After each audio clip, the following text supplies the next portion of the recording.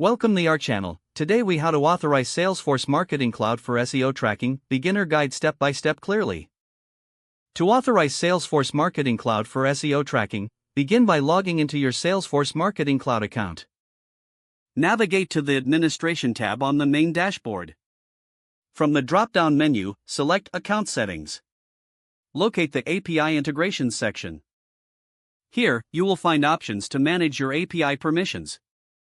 To enable SEO tracking, click on Edit next to API Integration. You may need to provide additional permissions for SEO-related features. Make sure to check the box for SEO tracking to enable this functionality. Save your changes to confirm the new settings. Next, head to the Tracking tab in the main menu. Select Analytics from the Tracking options. Within Analytics, locate the SEO section.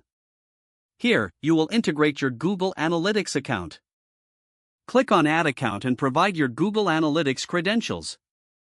Ensure you grant necessary permissions for data sharing between the two platforms.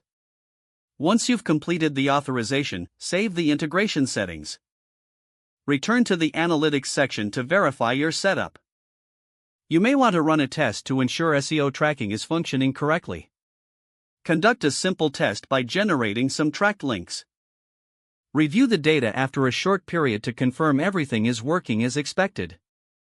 Congratulations, you have successfully authorized Salesforce Marketing Cloud for SEO tracking. If the page does not load, refresh the browser or try again in a private or incognito window. Make sure you are using the correct email address, then retype it carefully to avoid small typos.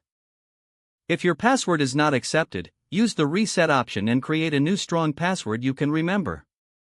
Check your spam folder for verification or security emails, then complete any requested confirmation steps. Enable two-factor authentication if available to improve account security and reduce unauthorized access risk. After signing in, review your profile details so your contact information and settings are accurate and current. If you see an error message, note it down and try again after restarting your device and internet connection. Log out when you finish, especially on shared devices, to keep your account and payment information secure. Don't forget to like this video and subscribe to our channel for more step-by-step tech guides.